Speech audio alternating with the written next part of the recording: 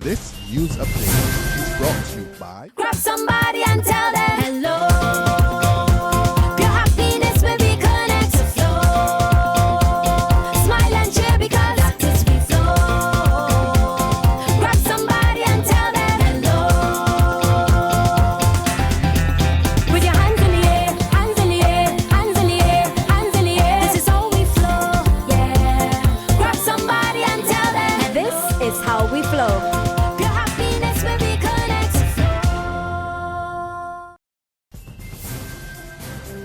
It's Friday, October 2nd, and time for the Barbados Today afternoon update. I'm Fernella Wedderburn. Thanks for joining us. Opposition leader Mia Motley stayed clear of the tensions in the Barbados Labour Party Christchurch West Central Branch as she addressed party members attending the nomination of Attorney Ralph Fawn last evening.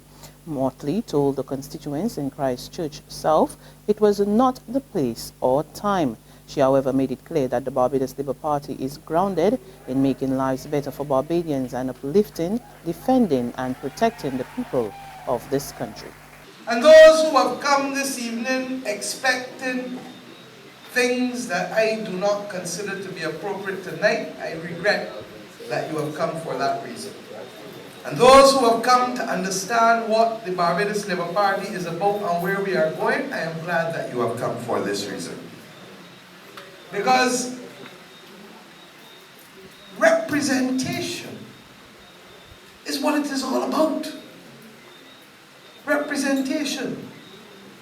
Being the voice for the voiceless. Taking a stand for people when no one else will. The display of courage and compassion and affability. Barbados records a surprising increase in syphilis cases and other sexually transmitted infections, and according to the Senior Medical Officer of Health, Dr. Anton Bess, it's mostly among the male population. Dr. Bess could not give precise numbers at this time, but he tells Barbados Today that a lot of investigative work and intense surveillance continue in order to determine the magnitude of the problem. What we recognize in the last few years is that our numbers of syphilis have started to increase, and that started about 3 years ago. We don't have the final numbers as yet. It does seem, though, that the majority of the new cases of syphilis are amongst men, but we're still in the process of analyzing those data to get a more complete and thorough understanding of what is happening with regards to the syphilis outbreak. It is a surprising increase. I'm not at liberty to say what preliminary numbers we have because we haven't finished analyzing the data as yet. He says the ministry is also closely monitoring common sexually transmitted infections, including chlamydia and gonorrhea. With regards to chlamydia and gonorrhea, we know that we have a high prevalence of those sexually transmitted infections amongst young adults between the ages of 15 to 29. That was data from a study done by Dr. Peter Adams that was published in 2008. What the Ministry of Health has been doing over the last 6 years or so is looking at the total number of chlamydia cases out of all of those persons that we test for chlamydia, and the same for gonorrhea. And the proportion of persons who are positive for chlamydia is about 12%, 12-13%, and for gonorrhea it's about 2%, which is equivalent to the prevalence study that was done some 8 years ago. The Ministry of Education needs to explain by the end of the business day why the promised appointment of over 400 teachers has yet to materialize. Failing that, the head of the Barbados Teachers Union, Pedro Shepherd, warns the union will explore all possible options to protest against the delay. Just over a month ago, Education Minister Ronald Jones promised 416 teachers would be appointed to permanent positions by the end of September. However, the deadline has passed without further word, and this has upset the union. Shepherd tells Barbados Today teachers are anxious to know when the names are going to be released and when the ministry intends to serve them with the instrument of permanent appointment. The Barbados Film and Video Association gets the thumbs up for its work in cultivating the local sector. The kudos from chairperson of the National Cultural Foundation, Maureen Graham, during yesterday's launch of the second annual Film Festival at Pelican Village. The Barbados Film and Video Association should also be congratulated for all its initiatives in assisting with the professional growth of the audiovisual sector. Association President Lynette Isman said recognition of the work of the group is coming slowly, but they are making way for a true Barbadian identity in a film production. A few people have really nurtured what we're doing and recognize that what we're seeking to do is to build a festival and to create it in our own image. And this is what 2-year-olds tend to do, even though people will always say to infants when they're growing up that they should be like somebody else. There's regional and international news after this short break. Secure your future, be financially strong. Since 1983, we have been there for you. A smart range of products, great tax benefits.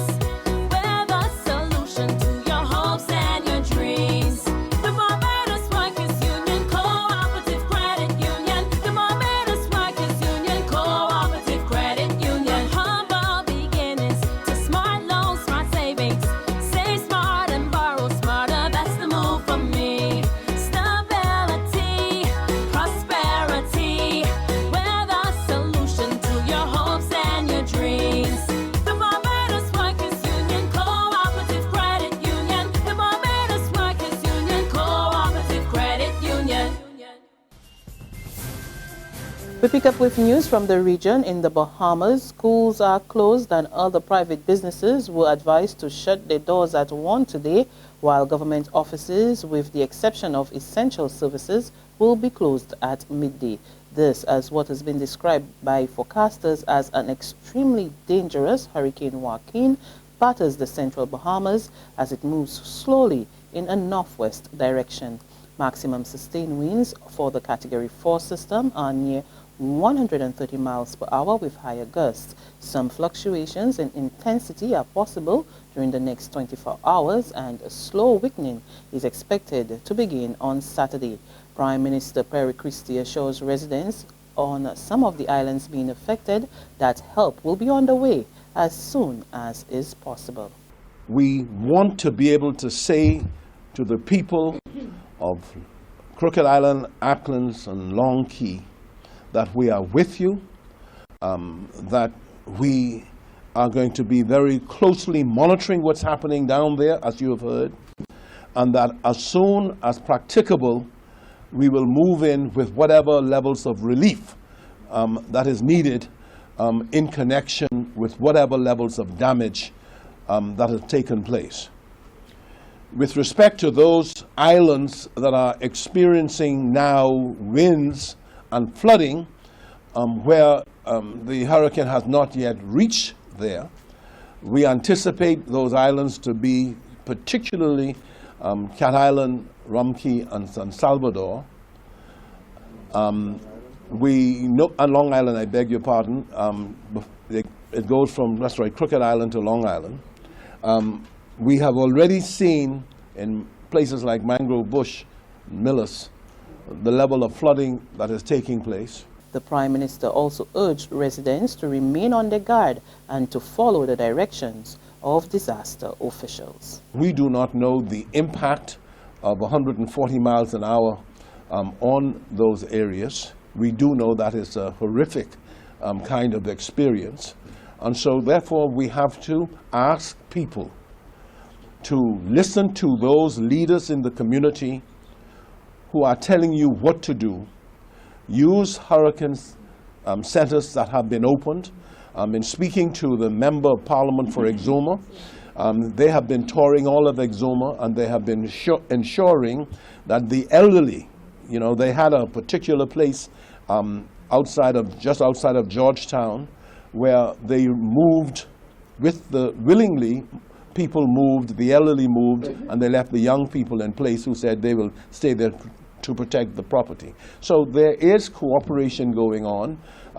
NEMA has indicated there are some people who refuse to move. A second Caribbean island battles an outbreak of hand, foot, and mouth disease. 20 students at a primary school in the Cayman Islands have been diagnosed with the disease, and the Ministry of Education has advised the Public Health Department to assist with containing the outbreak.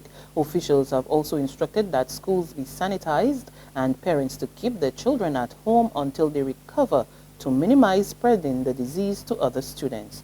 The outbreak follows a similar one in Jamaica, where 53 schools are said to have been affected.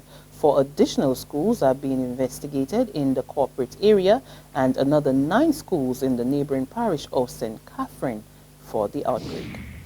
And finally, security forces in Nigeria are reporting that 5 young girls were behind a series of deadly explosions in the northeast of the country. According to the military, 14 people, including the girls, died and 39 were injured in the attacks at a mosque and a house of a vigilante leader.